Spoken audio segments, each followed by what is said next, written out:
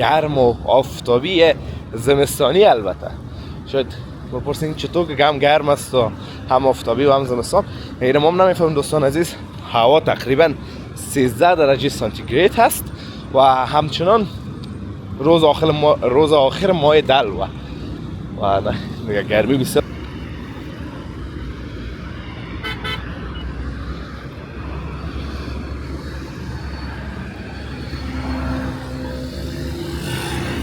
دیوار تاریخی کابل دوستان عزیز و کوه شیر دروازه را همچنان در این قسمت یاران دیگه جور میکنن و دوستان عزیز در حال چی میگن محصال انداختن یا سمنت ریزی هستن.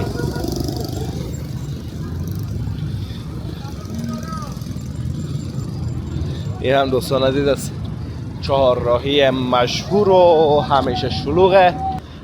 سلام و درود نثار همه شما عزیزان، انشالله که خوب و صحتمند باشین و زندگیتان به خوبی خوشی و آرامی سپری شود. دوستان نهایت گرامی و عزیز، آمدیم در یکی از روزهای گرم و آفتابی زمستانی. البته شاید بپرسین چطور که هم گرم است و هم آفتابی و هم زمستان.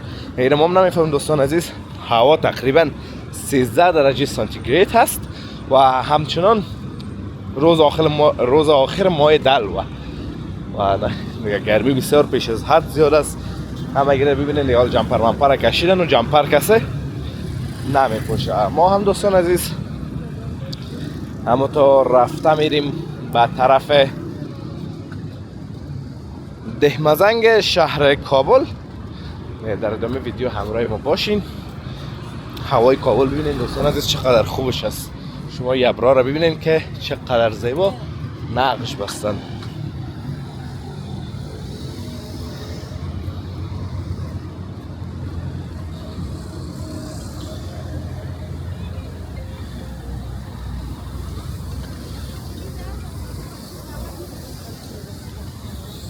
طرفا دوستان عزیز ورکشاپ تکنیکی اتوتیک و مبلغ تبدیلی VIP را میبینید در تصویر و همچنان همون تالاره که هیچ وقت ازش استفاده نمیشه و شاید کنم کارخانه باشه.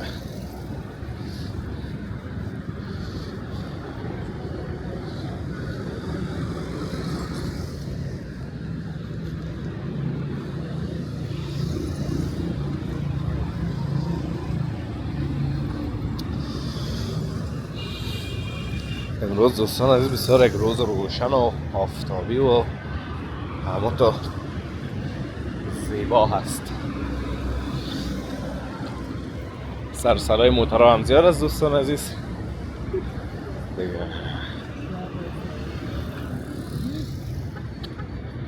طرف هم میبینین جایای سبز خانه علمی و فرهنگی کشور روسیه هست که مربوط سفارت روسیه میشه دوستا.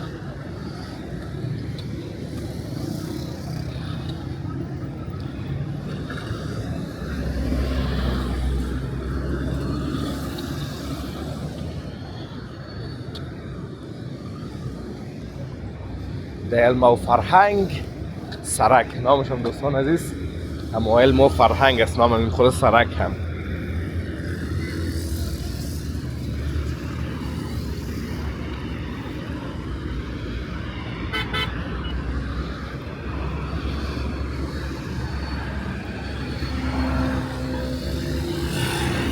دیوار تاریخی کابل دوستان عزیز و کوه شیر دروازه را همچنان در این قسمت میتونین ببینین که از جمله آثار تاریخی و فرهنگی افغانستان به شمار میره.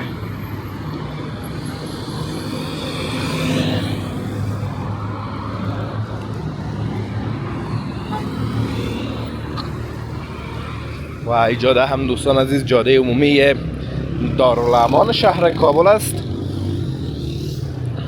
یکی از جاده های بزرگ و زیبایی که همگی با نامش آشنایی دارند.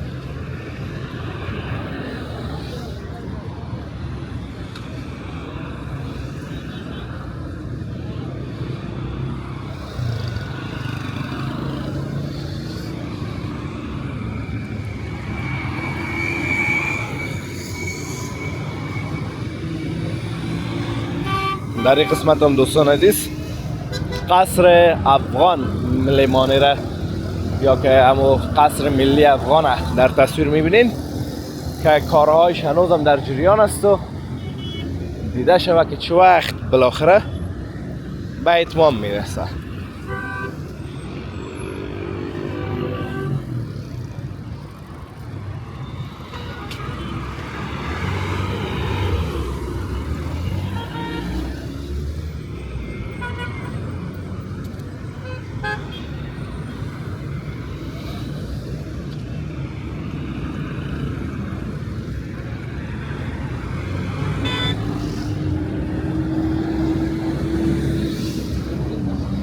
سر سرای موترها دوستان عزیزم امروز ببخشید شب میگم زیاد است. هوا دوستان عزیز به خاطر می آفتاب است. یک قسم آفتاب است دوستان عزیز در پشت ما که واقعا میسوزانه و این جنجال یک زیاد کرده و گنگس ما کرده. ماه رمضان همچنان از دوستان عزیز که فراموش نکنیم این مشکلات خود داره. این طرف هم دوستان عزیز چهارراهی دهمزنگ شهر کابل، سرک های جایش خراب است، بازسازی میکنن و دوباره دیگه اونه میسازنش.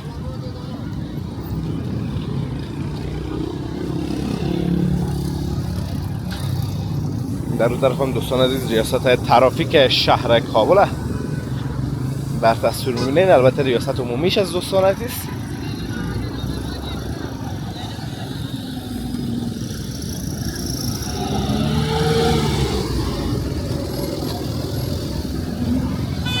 یاران دیگه جور میکنن و دوستان عزیز در حال چی میگن محصال انداختن یا سمنت ریزی هستن.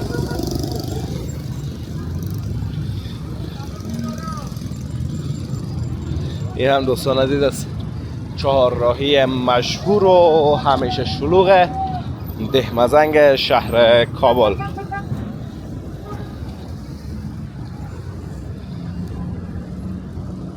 طرف هم کوه هانتنه در تصویر میبینید دوستان عزیز یا هانتنه.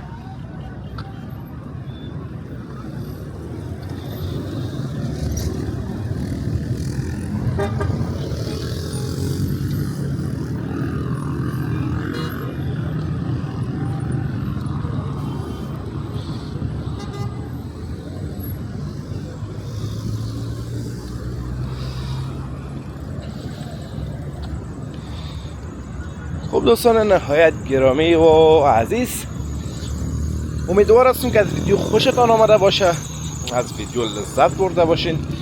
ویدیو را لایک کرده در کانال همچنان سابسکرایب کنین تا ویدیوهای بعدی همه ایتونه به الله متعال پاک و بینیاز می سپارم.